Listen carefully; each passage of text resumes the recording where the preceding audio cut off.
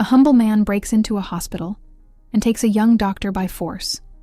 But when the police uncovers the real reason behind it all, no one is prepared for what happens next. Hi, welcome to another story. If you enjoy it, don't forget to like, subscribe, share, and turn on notifications. Kimberly was a competent and dedicated young doctor, admired by her colleagues for her precision and discipline during long shifts. Her flawless routine made her a role model, but behind all that was a great loneliness. An only child, raised by a stern father who never showed affection, she grew up in a strict, silent environment with no emotional connection. The early death of her mother forced her to mature quickly and believe she couldn't depend on anyone. Over time, she became a closed-off, reserved woman, with a personal life limited to routines between home and work. She had no deep friendships or relationships, always feeling something essential was missing. This emotional rigidity made her efficient and respected, but also isolated and vulnerable, without her fully realizing it. That quiet early morning, Kimberly walked through the silent hospital corridors, feeling strangely comfortable in the environment she knew so well. She meticulously reviewed patient charts, checking every detail with her usual precision. The methodical routine kept her focused. Her attentive gaze missed nothing. It was the same discipline that earned her respect among colleagues and maintained order in her personal life. Suddenly, the sound of hurried footsteps broke the monotony of the hallway. Kimberly turned, and before she could react, a simple man in worn clothes, his face marked by exhaustion, appeared before her so unexpectedly that her body instinctively stiffened, already sensing something was wrong. Fear hit her fast, but he didn't seem like a typical attacker. There was desperation in his eyes louder than any threat. "Don't resist," he said in a tense, low voice. Without giving her time to speak, he grabbed her arm. "I'm sorry," he murmured. "I have no choice." Kimberly tried to pull away, but shock paralyzed her. Fear and surprise overwhelmed her as he took control, and none of her pleas seemed to reach the man's reason, especially since no one was around to help at that moment. He led her out of the hospital with a strange gentleness, as if afraid to hurt her, despite using force. "Please understand," he repeated in a dry voice as he hurried along. Kimberly, confused and scared, barely understood what was happening. When they reached an old pickup truck, he put her in the back seat, buckled her in, leaving her mouth uncovered, and drove off without looking back, heading down the deserted dark road fading into the early dawn. Inside the hospital, Kimberly's absence was noticed only hours later during the shift change. The staff began searching for her without success, immediately sparking concern. Security cameras were quickly reviewed, showing an unknown man forcibly taking Kimberly away. The news spread fast, stirring unrest and fear. Police were alerted, and the hospital went on high alert. Nobody knew who the man was, and a sense of insecurity hung in the air. Meanwhile, Kimberly sat trapped in the truck's back seat, traveling along a narrow, dark road bordered by fields and trees. The silence was complete, broken only by the man's dry voice. "Please understand. I don't want to hurt you." She screamed, struggled to break free, begged for help, and kept asking why all this was happening, but he only repeated his short, desperate phrases. His face showed pain, but he remained firm. When they finally arrived, he parked in front of a simple, isolated cabin. Before opening the door, he quickly tied Kimberly's wrists with a makeshift piece of rope, still trembling and hesitant. Then he turned off the engine and got out, opening the door and helping her climb down. With quick, nervous hands, he guided Kimberly to the cabin's entrance, keeping his gaze low and breathing heavy, without saying another word. Inside, the room was modest. A few old pieces of furniture filled the small space, and the dim light from a hanging bulb illuminated the cabin's interior. But what immediately caught Kimberly's attention was the fragile body of a girl lying on a makeshift bed, covered by a worn, faded blanket. She was breathing with difficulty, Her pale face and sweat running down her forehead betrayed a high fever. Kimberly froze for a moment. The initial shock quickly turned into something she couldn't explain. It was anger, and at the same time, an irresistible urge to act. She looked at the man before her, the same man who had taken her from the hospital by force, and saw him hesitant, shoulders slumped, eyes filled with exhaustion and despair. Still, his voice was low and heavy with guilt as he spoke. "I didn't want to do this, doctor. But my daughter needs help. I have no money. And at the public hospital, it would take days to get care." He looked away toward the girl, eyes watering, and added almost in a whisper, "Her name is Charlotte." For a moment, Kimberly stood still, her mind spinning rapidly.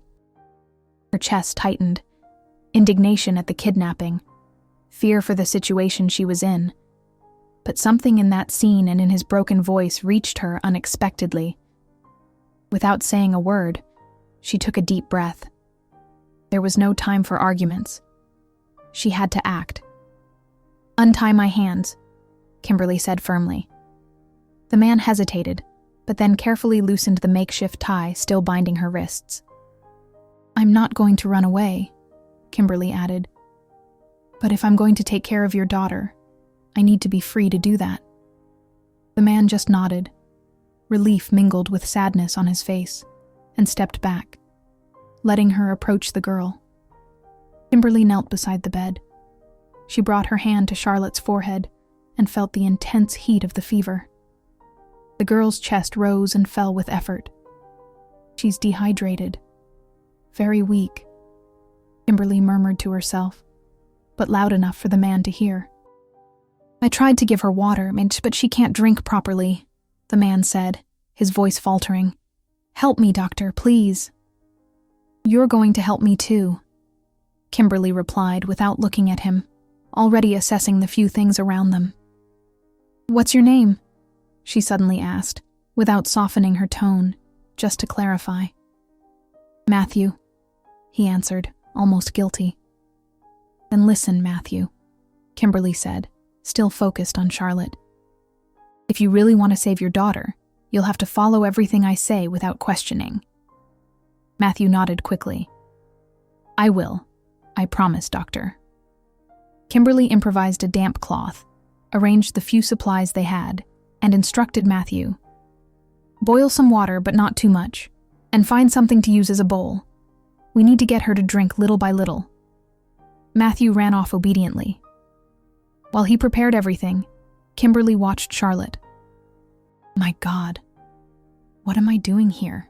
she thought. Fear still gripped her chest, but ignoring the urgency was impossible. She forced herself to focus only on the girl, pushing aside for now the anger she felt toward the man. Soon he returned, holding a worn cup with warm water in both hands. "Here, doctor." "Here," Matthew said, out of breath. Kimberly took the cup and patiently explained, controlling her own tension.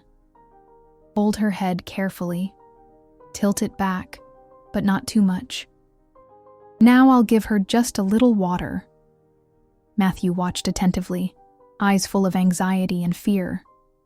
Kimberly repeated the gesture several times, making sure Charlotte swallowed small amounts. Over time, she saw the girl didn't react badly, and that the hydration was starting to take effect. Still, she knew the situation was delicate, and that this child needed a real hospital as soon as possible. Hours passed, and during that time, Matthew remained silent, simply following each instruction. It was only after Kimberly wiped the girl's sweaty face for the third time that he murmured, She's always been all I had." Kimberly glanced at him briefly but didn't respond. She still didn't know what to feel. While checking the girl's breathing, Matthew sat nearby, elbows on his knees, hands on his head. After a few minutes of silence, he spoke again. "I have no one." Kimberly sighed without taking her eyes off Charlotte. "Why do you live so isolated?" she asked, not realizing her tone had softened. Matthew took time to answer, but finally gave in. I grew up alone. My family abandoned me when I was young. Then I met her mother. Charlotte was born, and during childbirth, her mother didn't survive. He stopped, swallowing the words, his voice breaking. Kimberly listened silently. For the first time since entering that cabin, she felt she understood a little of the man's pain. But there was still so much resentment inside her. She herself came from a cold and distant environment, a father who never showed care, and now faced someone who, despite misery, would do anything for his daughter. You chose to live away from everything? Kimberly asked, trying to keep some distance but unable to hide her curiosity. Yes, Matthew replied, staring at the floor. After she died, I couldn't live among people anymore.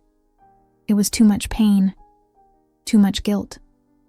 So I decided to come here, just me and Charlotte.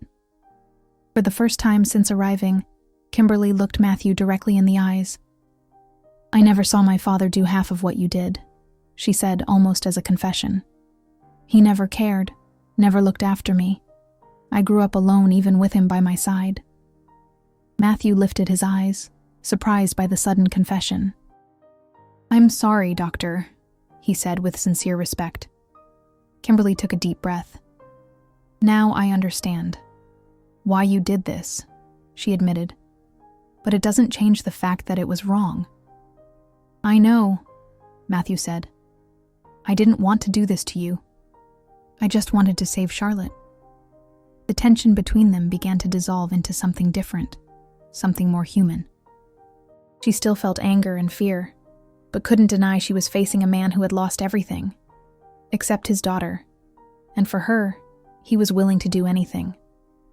Throughout the night, between each small care for Charlotte, Matthew shared more fragments of his story, always hesitantly, always looking at her to make sure it was safe to continue. Kimberly listened without hurry, allowing herself to hear every pain he carried. Each detail deepened her understanding, even though the initial resentment was still there. When Matthew shyly thanked her, "Thank you for staying," it was different.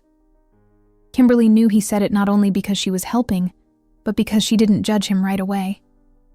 Kimberly just nodded, aware that this night would change everyone's lives.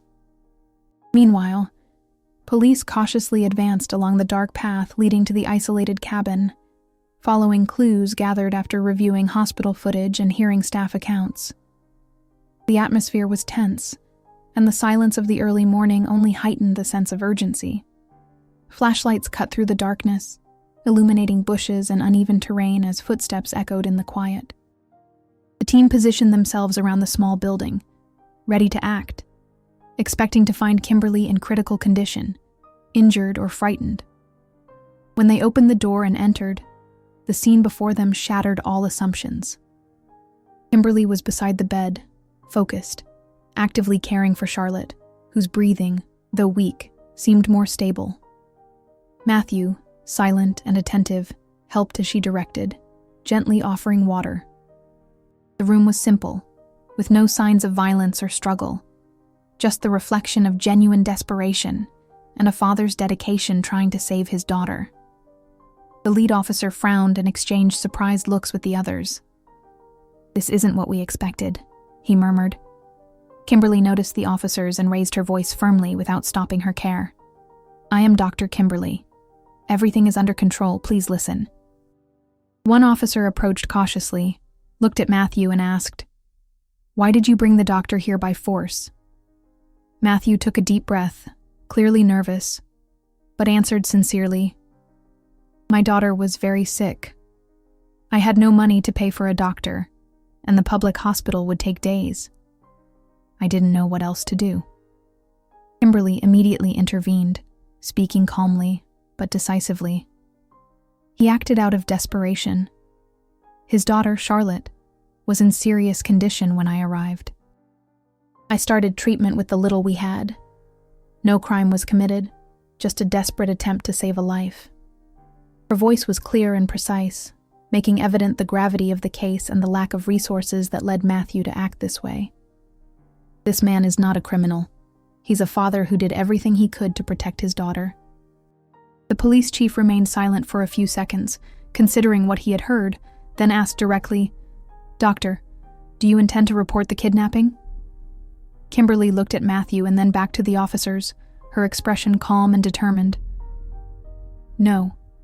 He did not act out of malice but desperation. Reporting won't help this family. What they need is support, not punishment." This unexpected decision caused murmurs among the agents. Kimberly continued, explaining that the priority now was ensuring the child's health and supporting Matthew so he could continue caring for his daughter without resorting to extreme measures. "The system failed them," she said, "and it's up to us to act differently." With the situation clarified, the police cautiously withdrew, offering support to social and health institutions to get involved. Kimberly stayed by Charlotte and Matthew's side, discussing next steps, making it clear that this night wouldn't be an isolated act of help, but the start of broader, true support. When she returned to the hospital, Kimberly called colleagues and management to report everything that had happened transparently and directly. "We need a support network for people like Matthew and Charlotte," she stated during the meeting. "Treating diseases isn't enough. We have to see people as whole beings, especially those invisible to the system." Kimberly organized meetings with social workers, volunteers, and health professionals, mobilizing resources to ensure Charlotte received regular treatment, vaccinations, and proper nutrition. She also arranged for Matthew to get guidance and help improving the cabin conditions, turning that precarious space into a safe and dignified home. Over time, Kimberly changed deeply. The rigidity that once defined her gave way to heightened sensitivity. Her brave and humane stance made her even more respected at the hospital. Colleagues who once saw her as distant began to be inspired by her example, getting closer to patients, learning their stories, and understanding their real needs. Matthew and Charlotte continued living in the simple cabin, but were now supported. Regular visits brought food, medicine, and emotional care, and Charlotte, who barely left the house before, started attending the local school, smiling more and gaining strength day by day. With each new visit, Kimberly felt that night of kidnapping and despair wasn't just the moment she saved a child and a family. It was the turning point in her own life. "I didn't just restore their health and dignity," she reflected. "I also opened myself to live with more empathy, courage, and purpose." The story of Kimberly, Matthew, and Charlotte echoed as a silent reminder. Inside and outside hospitals, true healing goes beyond treatments. It is born in the human gaze, in the willingness to understand, welcome, and help, even when all seems lost. If you enjoyed this story, don't forget to subscribe to the channel, leave a comment, give it a like, and activate the notification bell so you don't miss any of our upcoming videos. See you in the next story.